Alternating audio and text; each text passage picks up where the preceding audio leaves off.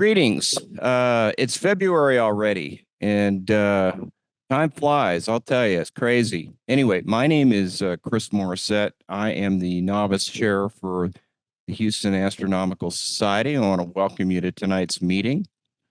Um, Before we get started with the meeting, I would like to introduce our speaker for the evening. Rich Wilburn will be talking about beginning astrophotography. And with all the emails flying around on C-Star, I think this is a very timely topic. So, a little bit about Rich and his presentation, astrophotography, and I'm reading from the script, so bear with me. Astrophotography can certainly be intimidating pursuit, even for experienced photographers. In this presentation, we'll show you how to create beautiful images of the night sky with just a digital camera and tripod. We'll cover when and where to go, getting the best exposure, post-processing, stacking images, and star tracking. There are lots you can do with relatively simple gear. Starting out building on your own successes like this will certainly help smooth the path to deep sky photography. A little bit about our speaker, Rich Welburn, grew up in Jackson, Mississippi during the heyday of the space program, which inspired a lifelong interest in astronomy. He and friends started the local astronomy club there, the Jackson Astronomical Association, which continues to this day. Uh, at a time when telescopes were prohibitively expensive for the average teenager, Rich made his own 10-inch Newtonian reflector, even ground the mirror. He went to study astronomy at the University of Texas at Austin and interned at the McDonald Observatory for 2 summers. After retiring from a career in IT and project management, he is enthusiastically pursuing a love of photographing the night sky.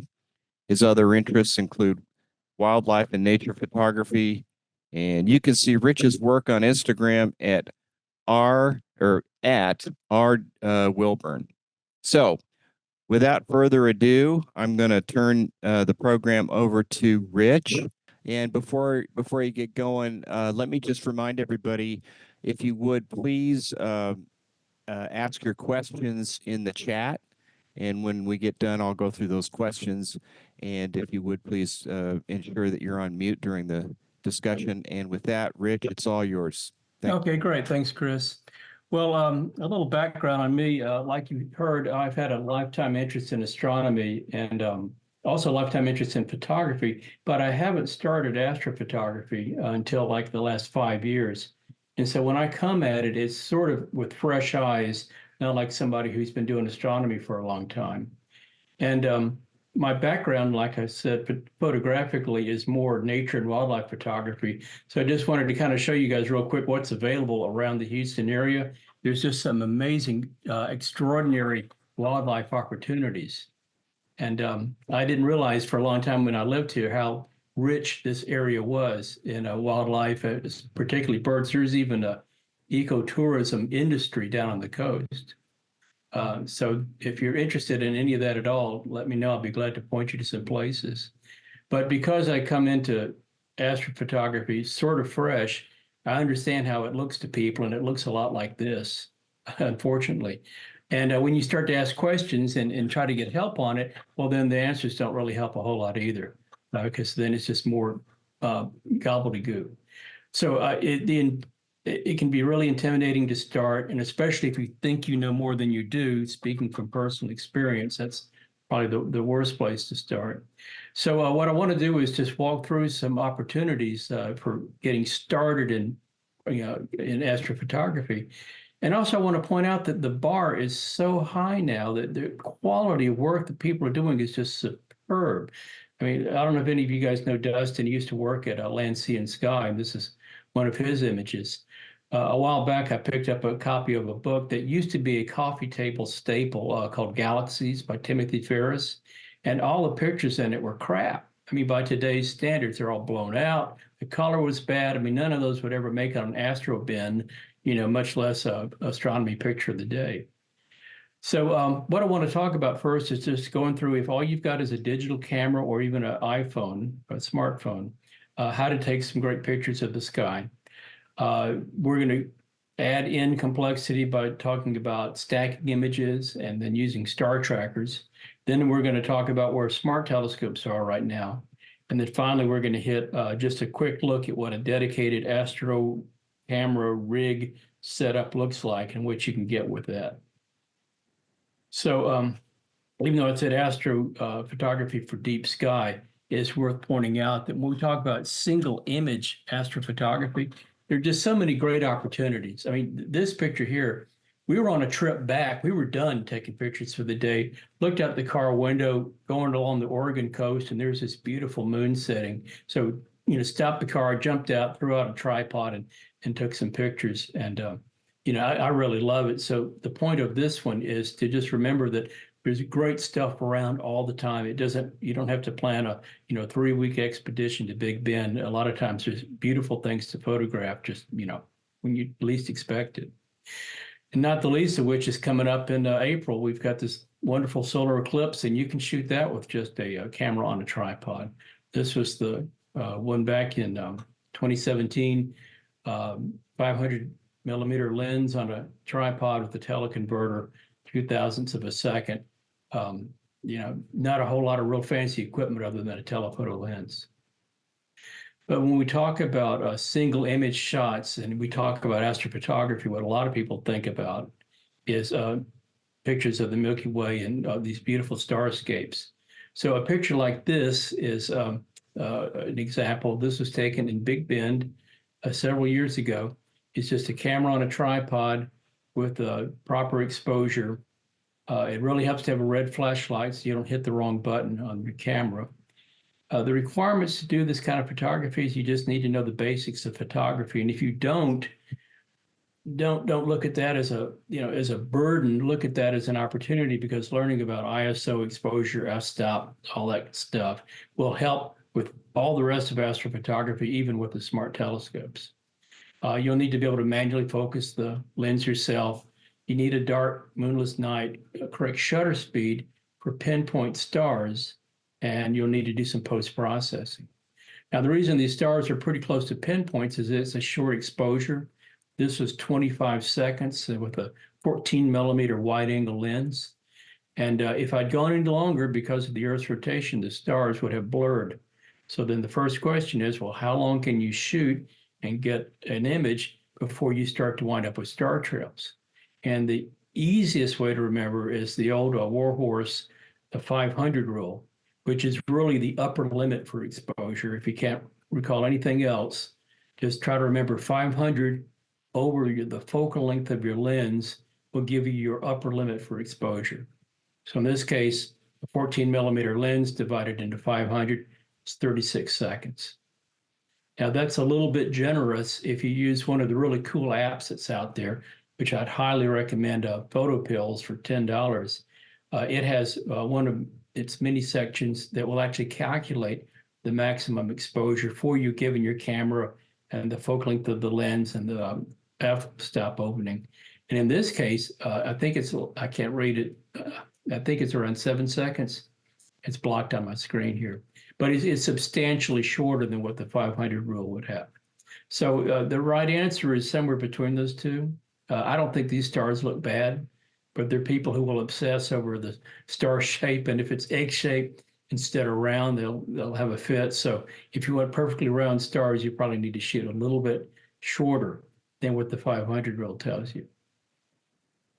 Okay, the other thing too that newcomers are going to have to understand is that the picture is not going to look that great when it comes out of the camera. Everything in general, in astrophotography in particular, really has to have some post-processing. So once again, if post-processing is new to you, that's not a problem. It's an opportunity, because you can make your pictures of all kinds look so much better. All those wildlife pictures I shot all had a certain amount of post-processing, and the images are substantially better when they're finished. And here you can see just the adjustments that I made to go from this kind of brown looking mess over here on the left to something that looks a lot more like the Milky Way with the bright pink nebula showing through. The other thing to keep in mind too is just how dark the sky is. Even if you've got a smart telescope, you still are going to see more and better under really dark sky conditions. And if you're not familiar with the scale, it's helpful to know that, one is just the most beautiful dark sky you're ever going to see from Big Bend or an ocean cruise. I don't know, where would we say the dark sky side is? I've heard some people say 5, but on this scale, it seems like that's a little bit pessimistic. But certainly in Houston, where so many of us live, we're at a border 9. But the other thing we need is to get away from the light pollution. And if you look at this map, it's pretty discouraging. I think a good rule of thumb is everything west of Kerrville is promising. If you look down where the dark sky side is, we have a little pocket of blue there, so we have a chance to get away from some of the light pollution. But the really, beautiful dark skies are really to be found out in West Texas. And then something else that I think new members won't understand right away, and there's no reason they should, is what phase the moon's at. If the moon's up, the moon lights up the sky, and it creates a background that's brighter than the stars, and so the stars disappear when it's a full moon. So this table here should help you see what's the best times to be out. A new moon, it's dark all night. First quarter moon, it's dark basically after midnight, so you can go out late. A full moon is just a great time to stay in and watch, stream some videos. And a third quarter moon, it's dark until midnight when it rises late. So just a rule of thumb, this is where the moon needs to be for you to get the darkest sky and best opportunity. Over here on the right's a moon calendar. You can get that anywhere, but this is from that PhotoPills app I mentioned. The other thing you want to know is where to find the Milky Way. There's lots of great star chart apps that are available for free or just a couple of dollars. Heavens Above also will give you satellite passages. But in general, the brightest part of the Milky Way is visible from late spring to early autumn. And the Milky Way is pretty much the star of the show when we talk about doing shots like this. Sometimes I think people can feel a little like Rodney Dangerfield. They don't get enough respect for single image Milky Way shots. But look at this. This is a group on Facebook called Single Exposure Milky Way. And that's beautiful. I mean, I'd love to have that. I'd hang that on the wall. Here's another one I really like that I found from a photography magazine, a guy in the UK named Robert Price. So what he's got here is basically a Milky Way a Milky Way landscape. And I just saw today that Astrobin is adding a category of landscapes to the different types of, astro photos that they promote up on the site. So this is legitimate deep sky photography, or at least astrophotography, but it's also open to a lot more creativity than you would get with just, basically another picture of the Orion Nebula. In this case, I think he probably had somebody inside the structure and lit it up with a flashlight while the picture was being taken. But, around Texas, we've got some beautiful things outside. Imagine the missions in San Antonio, if you can get those with the stars in the background, or some old structures in Big Bend. So the opportunities for creative photography are huge. So in summary, for just single image photography, your camera or smartphone on a tripod, it helps to have a remote shutter release, a low power red flashlight so you can see what buttons you're pressing. And it helps it's really essential to have some knowledge of the camera to be able to set the exposure, the ISO, the f-stop, and save it always in a raw format. If those things are new to you, that's cool. Go get familiar with that. There's some great books out on the subject that will help you take better pictures in general. With the manual focus, if you'll go and order some gaffer tape, which is low residue tape, you can actually get the focus on your camera lens and then stick the tape on there, and then that will keep it from drifting on you. It's in the dark. It's really easy to bump that lens and then throw the focus off. And then, of course, you need to look for dark moonless nights, ideally, and get the correct shutter speed and do your post-processing. So if you can do one single image photo, you can do a panorama. So this is the winter Milky Way, taken in March from Big Bend, from the Chisos Mountain Basin, looking to the west, obviously at sunset. And this was, I think, 5 individual images. It's about 180 degrees of sky. You get the whole Milky Way from the winter, which never gets any respect. I mean, it's a really beautiful part of the Milky Way. And you can see the California Nebula over here, a little bit of the arc around Orion. You can see how orange Betelgeuse is. But the point is that once you've got that one image ability down, if you can take multiple images and overlap them by about a third, you can then use your post-processing software and stitch them together into a single panorama. And Adobe Lightroom will do this really easily. I mean, if you'll just click on the 5 images, presumably they're in sequence, right, from left to right, and then tell it it's a panorama, it will go churn away on it and sure enough, come back with your panoramic image. And then that's when you want to do your post-processing. Don't do each individual picture first. You want them all to be treated the same. But there's a lot of Milky Way panoramas. I know you guys have seen them all out there, the beautiful arching Milky Way over, the mountains in the west, or an arch in Utah. I mean, there's a lot of opportunities, and those are great pictures, and that's something that you'd really be proud of. All right, another multi-image shot to think about. Oh, real quick, the specs on this one: 5 exposures, the shutter speed, and so forth. Okay, another example, if you can do a single image shot, then you can do time lapse. Most digital cameras, at least the last 5 years, maybe 10, have a time lapse feature built in. And this was taken out at the dark sky site last August during the meteor shower for the Perseids. And what you do is you have to set the thing up, tell it how long you want to run. And so in this case, I just said run for 3 hours. I want 10-second exposures. I think I said 30 seconds in between the exposures, and then you can do the math and figure out at 24 frames a second how long it's going to run. And the camera just sits there and goes click, click, click. And when it's done, then it's already finished. It's a finished MP4 file ready to be exported. There's some apps that will let you work on post-processing it a little bit, not as extensive unless you get some of the video processing, video editing software, which may be more than you want to get involved with. But anyway, I think it's pretty cool. All right, so now we're going to talk about multi-image composites. So here's an example of one. This is 22 exposures, 30 seconds each, for, of course, a total of 11 minutes. This is a Nikon camera on a tripod with an intervalometer with the 50mm lens wide open. And it's stacked together.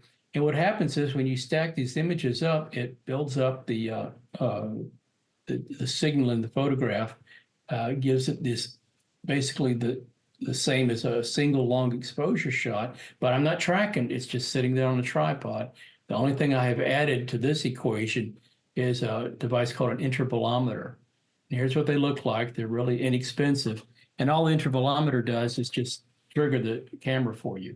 You can tell it, I want to do, 30 10-second exposures with 1 second in between, go, and then this will actually set that off, just kind of like we did we talked about the time lapse, but this is going to be individual images. Now, once this is done, you'll have those individual images in the camera, and you'll want to use them as input to image stacking software. Now, we don't have time here to go into the details of it, but it's really not that hard. If anybody wants to do it, they want advice, you can feel free to contact me. But the one that I use the most is called Deep Sky Stacker. What happens there is that you just input the pictures. It crunches through, it lines them all up. It takes out the defects like little satellites that might show up in the image, and it outputs a single stacked image. And here's an example of why you want to do that. The signal to noise is greatly improved with a stacked image. Now, it's not an impressive looking image, but I've zoomed in like crazy just to show you that the stacked image is much more clear and prominent compared to the kind of muddy original unstacked image. And you can see a little satellite streak, something here in the bottom left of this first image, and it took that out.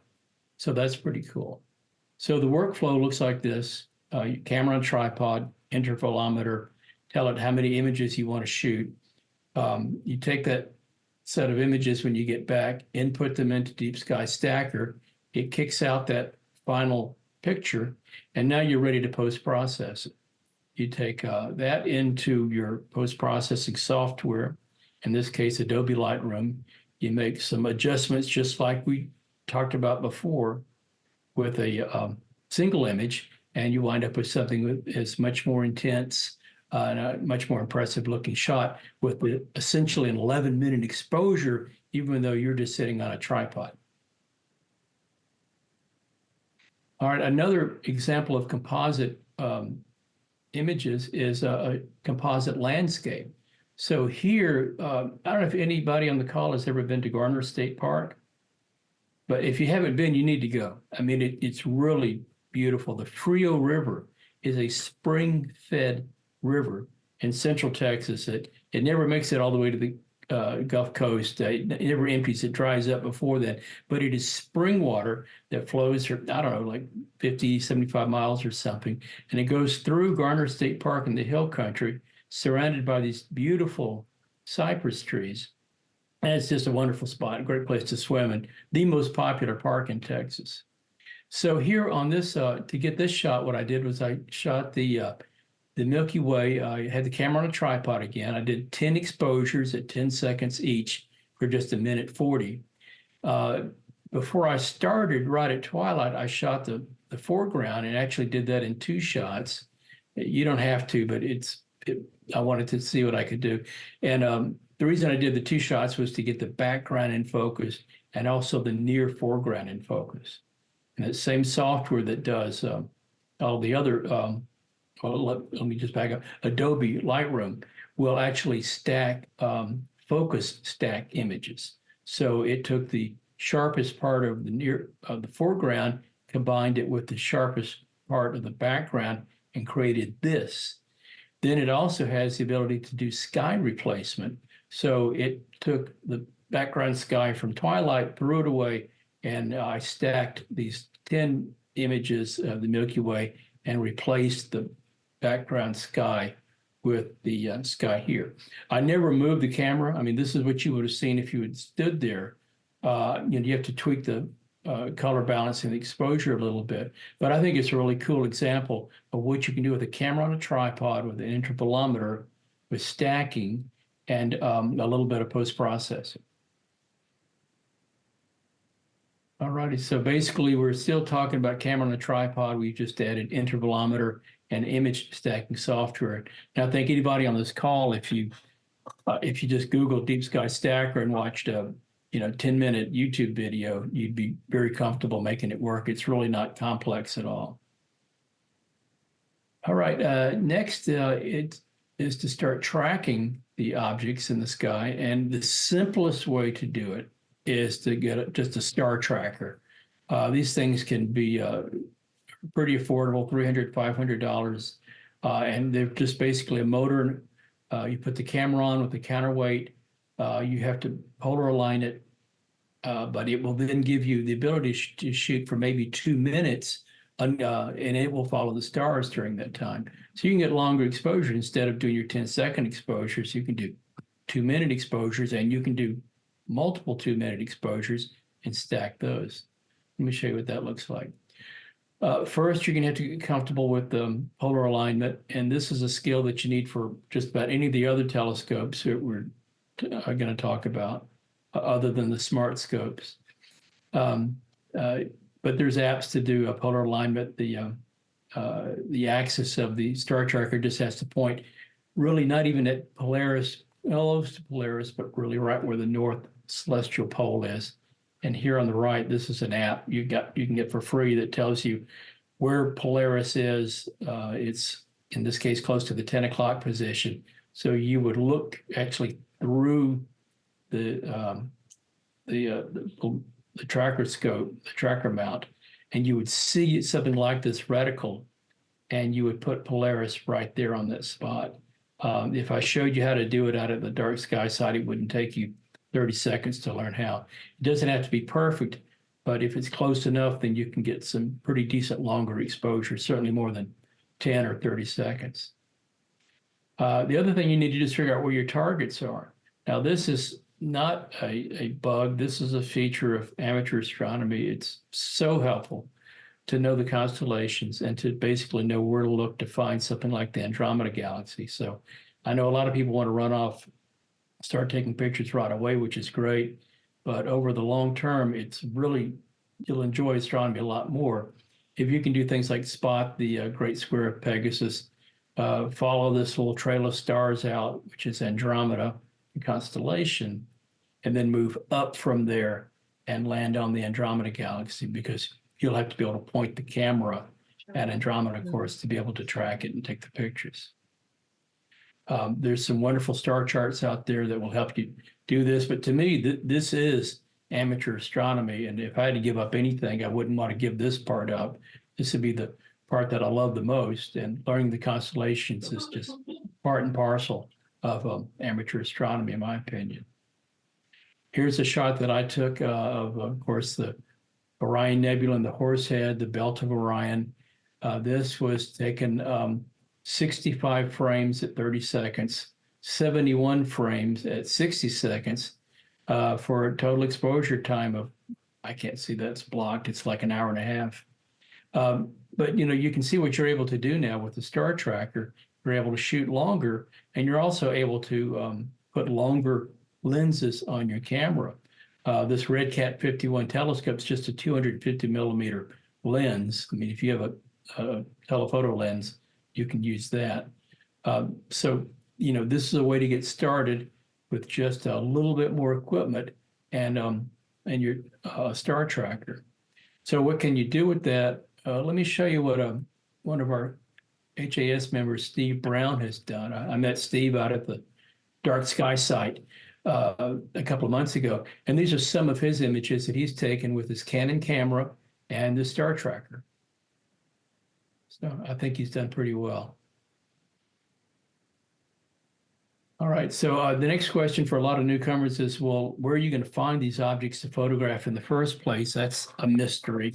A couple of recommendations I have is I love the Astrophotography Sky Atlas by Charles Bracken. I look at it every time I get ready to go out to the site for observing ideas or photography ideas. And then Telescopius, the astronomy planning website, is wonderful, and they'll even send you a monthly email with the suggestions for targets. So those two things, it can't be beat. So once again, now we're just talking about your camera with your own lenses, an intervalometer, star tracking software, image stacking software, and a star tracker. So all of those skills add up to making you a much more competent and ready to take on more serious and complex astrophotography.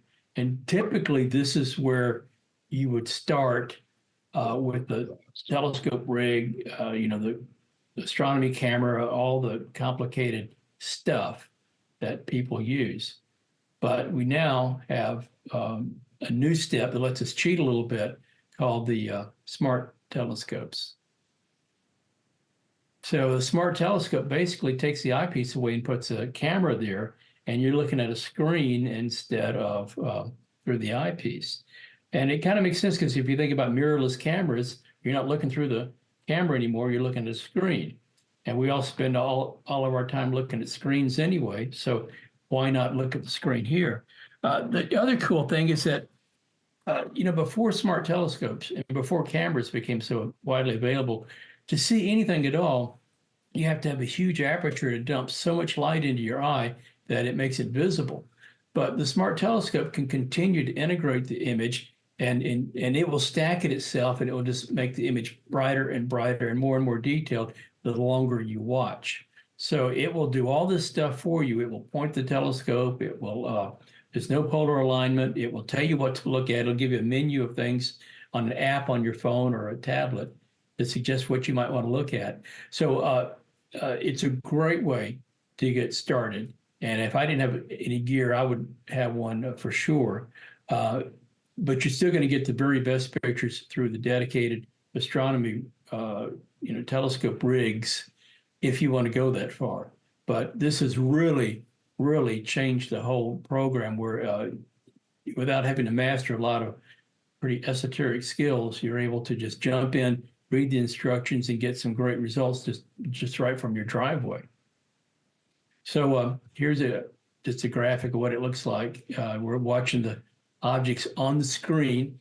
It's limited to about a 10-second exposure because the mounts don't properly track. The way they track, the image is going to rotate over the course of many minutes. So there's an upper limit to how long the exposure can be. So it'll just take that first exposure, then it'll take the second exposure, lay it on top. It's doing live stars image stacking, just like we talked about a minute ago with Deep Sky Stacker, but it's doing it live in the app as you're watching.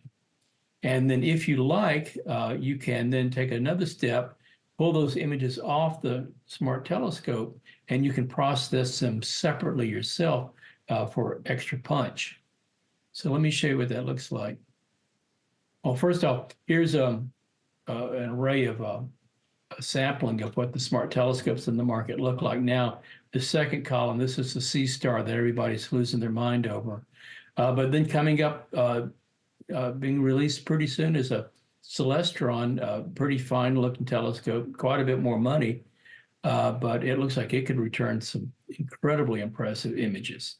And all of these basically run without you having to do a whole lot of the stacking, polar alignment and all that stuff. And you can see the price range from, just right at $500 to almost $4,000. So here are some C-star images from club members from our new club president, Stephen Jones. These were taken from his driveway in Houston. And you see the Horsehead Nebula here? This may not look like the cover of Astronomy magazine, but this is, in my opinion, probably better than what you could see with your eye under a really good dark sky, maybe out at the dark sky site. With a big telescope. I mean, I've looked through I think he's got a 14-inch telescope, and it wasn't this clear. And the reason it's this clear here is that, well, first off, there's built-in light pollution filters, but also it builds up the light much more so than you ever could with your eye. So 3 images, one from Joseph Califf, but all, I think, really nice-looking images, especially if you're getting started in astrophotography. But if you want to see what can be done if somebody takes these images off the telescope and then post-processes them with some of the real serious post-processing software, check this out. Elephant Trunk Nebula. This guy, 318 10-second exposures for 53 minutes of exposure, used PixInsight and a Photoshop, and he got, I think, an incredibly impressive image. Check this one out, the Helix Nebula, 121 10-second images, 20 minutes, processed also in PixInsight. And I love this astronomy memes that we are at a turning point where people are going to quit using their eyes so much or at all for amateur astronomy, and we're going to be looking at screens because it just works. I think I'm still both of those characters at the same time. Oh, there you are, Steve. Yeah, me too. I love it's still nothing better than seeing it with your eye, but it's hard to turn away from that screen too. So anyway, wrapping up here, here's what a dedicated rig looks like. This is the one that I use, and it will do everything that the smart scopes will do, but it has like a 26 megapixel cooled camera. It's cool to keep the noise down low. It tracks. It's up to you to pick an object out, but it will, really hit a home run when it comes to taking images. It's a lot of work, and if you start with this, my heart goes out to you. I hear plenty of stories of people who jump in with gear like this and then wind up selling it and walking away, because they can't figure out how to make it work. It's just too much all at once.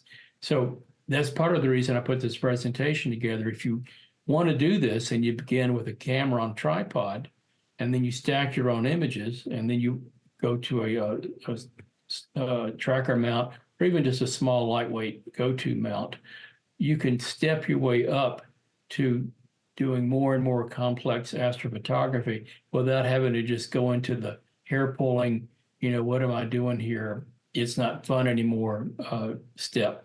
This can just be too much for a lot of people. And I certainly struggled with it. It took me a while before I started getting good images back. So a setup like this will do all these things that the smart telescopes will do, and then some. But there's a price to be paid in complexity and setup time. So what does it look like? Here's an image that I'm proud of the Heart Nebula. This was taken through 3 different filters that focus on the light from the different kind of gases that are out there. 3 hours, 45-minute exposure, 111 images, and I probably spent 6 hours post-processing it. So it's a lot of work, but when it's all over with, you can be pretty happy with the result. So at any rate, just remember it's supposed to be fun and not rocket science. And it's not about beating your head against the wall or pulling your hair out. It's about having fun. And let's try to keep it like that. If anybody has any questions, we could open up for questions now. If anybody wants to do any of this stuff that I mentioned and you'd like to have somebody, you've got some questions or somebody talk you through it, feel free to contact me here, and I'll be happy to make your path a little bit easier than mine. All right. Well, that was great, Rich. A lot of great info. Let me go back up to the chat and go through the questions here. So Seth Chandler says, love my C star. I think that's a comment. Charles Phillips, I hope you mentioned the settings you use for your DSLR, the f-stop and ISO. Also, have you ever made a video with a DSLR of the night sky? Charles, I believe he did answer that. Did you feel that, or do you have a follow-up question for Rich?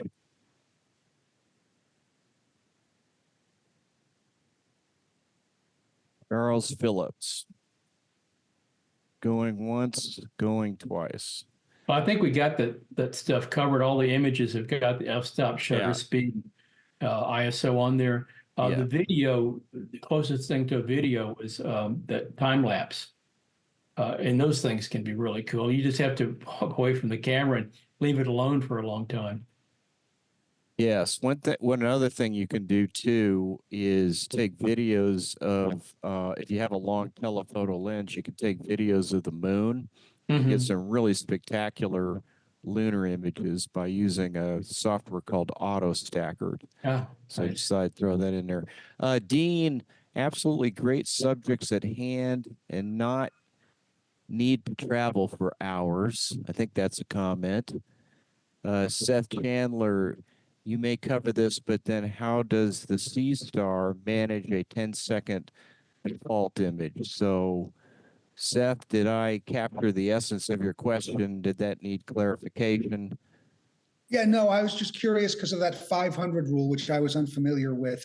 And I just wondered, well, the C-Star takes defaults to 10 seconds. And so yet the math would suggest 2 seconds. So are they doing something clever or just sacrificing the pinpoint stars? Or no, it's a little bit different. It is tracking. It has an altazimuth mount that tracks left to right and up and down. And so that can work fine. It's just that if it's not polar aligned, which it's never intended to be, then over a long enough exposure, the images in this field will start to rotate, and you'd get blur from that. So you can go a lot longer with a C-Star on an altazimuth mount than you could with just a camera on a tripod. Right, Stephen? Yeah, sounds good, Rich. Yeah, it's you can go for a pretty long time with a C-Star. I haven't gone more than about 20 minutes myself, just because I'm impatient. But there have been people taking hours worth with a C-Star. It's just but the individual exposures are like, what's the maximum? The maximum you can set it to is 30 seconds. I've never done more than 10, just because I'm under the light pollution and all that. I might go higher if I ever take it out to the dark side, but Mhm. Okay. Thank you. That's very helpful. Thanks. Excellent. So, Bill, the information in your presentation is very realistic and usable. That's always a good thing. Charles, yes, he answered my question. Hannah, great presentation. Is there any specific tripod you would recommend for beginners not looking to spend too much money? Well, the funny thing about tripods is that people get obsessed with weight. So if you're going to jump on a plane with a bunch of heavy camera gear and you want to go somewhere, then a carbon fiber is probably what you need. But that's only if weight is an issue. If you're just going to throw it in the back of the car and drive it out to, someplace, something that's made out of aluminum or some kind of metal is fine. So I don't have any brand names, but if you just look at basic aluminum tripods, something sturdy, there's plenty of those things around on the market, and you can get them from Amazon. One thing I would caution you is once once you get one, don't crank up the central post real high. I wouldn't crank it up at all, because what happens then is now the post is able to wobble on top of the tripod. You really want the camera to sit on top of the tripod, not up on top of the post. But thing too is if you're using relatively wide angle lenses, you have a lot of slop. You have a lot of room that the camera can wobble some without it being just perfect. Got it. Peter asks, how do you identify an adequate tripod? Peter, did that answer it, or did you have a follow-up there? I think that pretty much answered it. I just have a SLR, and I don't have a telescope right yet. I'm just using binoculars, and I'm having fun playing around with that. Well, let me tell you what not to do. Don't do what I did. Don't go buy a little cheapy, crappy tripod and then decide, no, that's not good enough. I'm going to go get one that's just a little bit better. And then that's just only still not good enough. And then you buy a third one or a fourth one. Just go ahead and get yourself a decent, aluminum or metal tripod from the get-go without having to step through the process. Well, what do you think the price range is of the kind you're talking about? Well, they're not going to be in the thousands. It might be 100 to 200, and you could probably get them used. It's hard for me to think about what the filter, what the brand names are. I would think under $200 for sure. There's a lot of serious photographers who will want a heavy duty tripod, and they get all obsessed about it. But at the end of the day, you can just look at it yourself and see how sturdy it is. There's a photography shop in Houston Camera Exchange. You could go look there. That's where you get the top of the line tripods. And the other thing to do, so you could go look there, and you could buy on Amazon and see what they've got. But it shouldn't be more than, I would say, $200 at the very most. All right. Okay. Well, that's good.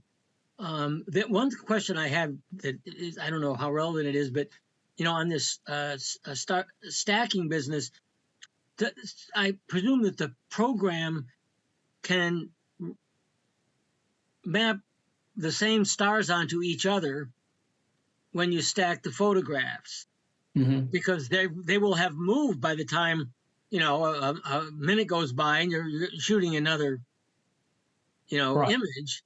Right. So if you're shooting with like that picture of Garner State Park, that was I don't know, like 24 millimeters. So it's pretty wide field.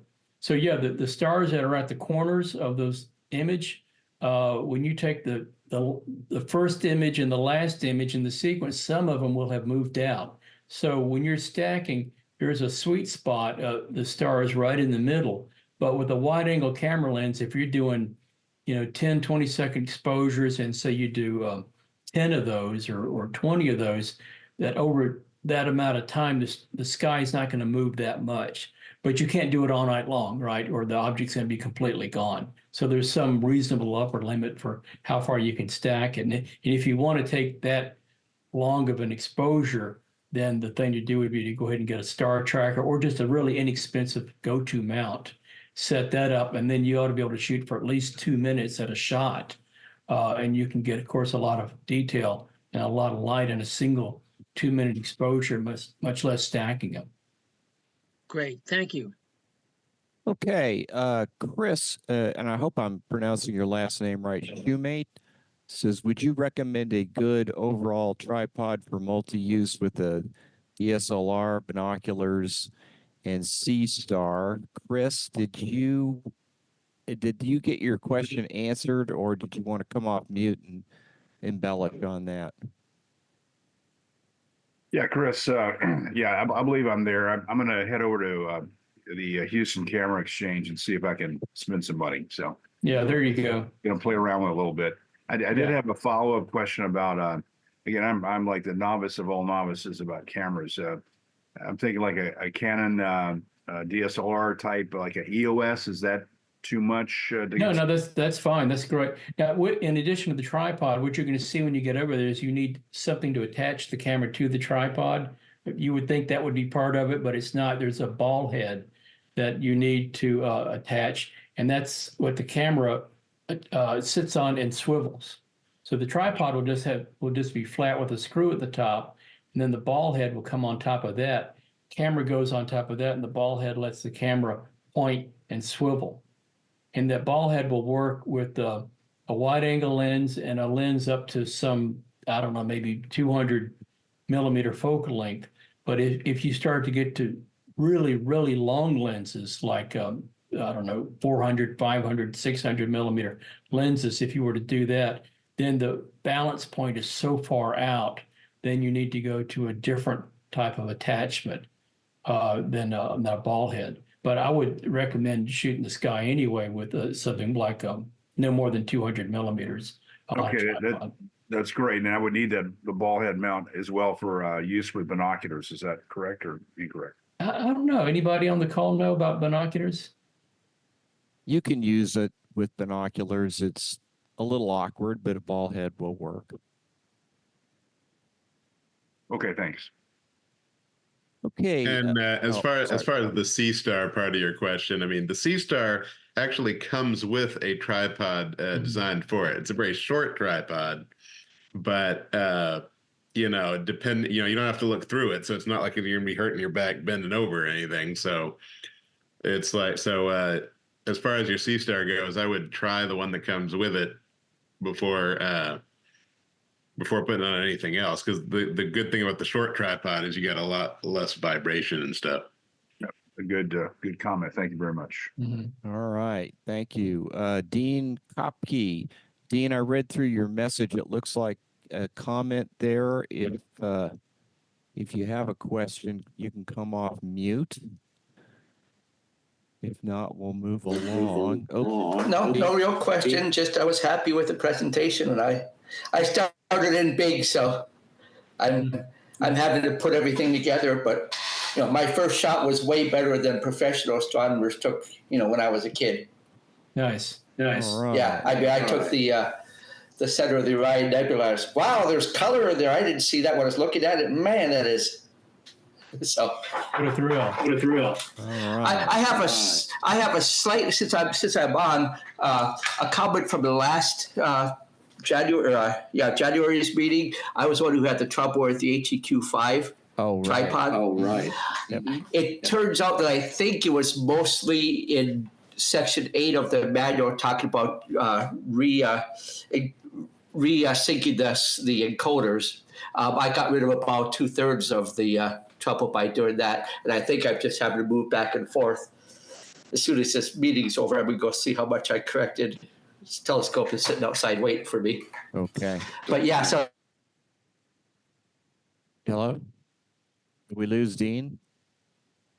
Did we lose? so that I told them, that. Did we lose me? Oh, no, you're still on. Okay. I told them they need to change the manual so that when they try to do a star alignment, and if it doesn't, if you know where Sirius is at the star and it's 30 degrees off, it's like go see if something got messed around and do that slewing and coding fix right away. Okay. Anyway, thank you. Thanks, Dean. Thanks, Dean. Let's roll along. Let's here. roll along Yep. here. Brian Rodriguez, is there an optimal telephoto lens that works for both astrophotography and wildlife that you would recommend for a beginner that isn't trying to spend too much early on? Yeah, I know the lenses, they get so expensive. There's not really one I can think of. You don't want to go too long of a focal length. Just starting out, I mean, the pictures that I showed that have the landscape, those are all done with wide angle lenses. And you can do some really beautiful stuff. And plus, by putting the landscape in the foreground, you can make it a real creative image that stands apart. I would think that maybe once you get past about 200 millimeters, you really might need to be thinking about maybe 300 at the very tops. You could be going with a star tracker. There's a lot of standard telephoto dimensions, like 100 to 400. It's a common zoom. So there's nothing wrong with the zoom lenses. I wouldn't shoot any of them wide open because I think you're going to have defects at the corner of the field. Also, be suspicious of lenses that are particularly cheap. So I bought a 50 millimeter Nikon lens, but it was an inexpensive one. It was f2 or something, and the stars at the corner are just all pinched and blurred out. I mean, it's completely unusable. So you get what you pay for it. Unfortunately, stars are sort of the most critical test of an optical system. You can get away with a lot of stuff, taking pictures of the kids at the pool or the vacation to Disneyland. But when you put that thing on the Milky Way and you start looking at the stars at the corners, it's going to really reveal any optical defects. So they always say with in photography, you date your cameras and you mirror your lenses. So I'd say go get good lenses up front, especially now that we're in a transition period to mirrorless cameras, and the mirrorless cameras use a different lens mount because the lens can get closer to the sensor. So if you're going to start investing in lenses, you might think about, are you using a DSLR or are you going mirrorless? If you're doing a DSLR, there are probably some people that are getting rid of those lenses so they can move on to mirrorless, and maybe you can buy them used. I got a wonderful 70 to 200 millimeter Nikon lens used from, I think it was B&H, and it's been great, and I got it for half price. All right. Paul says some tripods have a hook that will allow you to hang extra weight from the bottom of the central column to help stabilize the tripod. That is true. And that will help. Deborah says good presentation. Susan Murphy, online B&H used equipment deals, video tripod with binocs. So I think we've run through the questions in the chat. If anybody has a question that they'd like to ask, they can come off mute now and we can ask.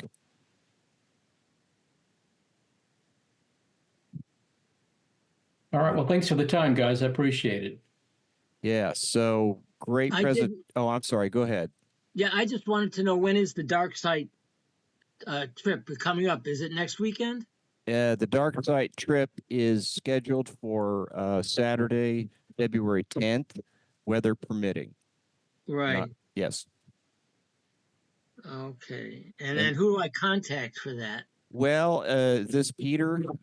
Yeah. You can contact me. Okay. And I'm Chris Morissette. And you can write me at chrism@astronomyhouston.com. And .org. .org, excuse me. Good catch. Chris M at Chris, CHRISM at astronomyhouston.org. Okay. Thank you very much. You're welcome. Okay. Great. Again, just a quick. Oh, I'm sorry. A quick one. Yeah. You can pick up a lot of used lenses that are actually working and everything at an outfit called KEH, which is easy to find on the internet. eBay works, but you have to be careful because people do not show you the defects that are in things. Okay. Going once, going twice. Sold. Thanks again, Rich. Before My we, pleasure. but if you would unshare your screen, I want to just remind everybody that we have a great presentation tomorrow in the general meeting. Good. Get that up here. And tomorrow night we'll be talking about, we have a speaker from out at the McDonald Observatory measuring dark energy at cosmic noon with the Hobby Everly telescope deep dark energy experiment with the help of machine learning.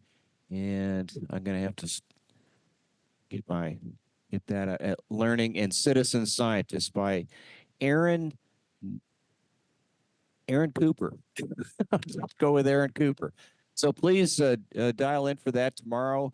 I talked a little bit about AI back in July, and I think this will build on that a little bit.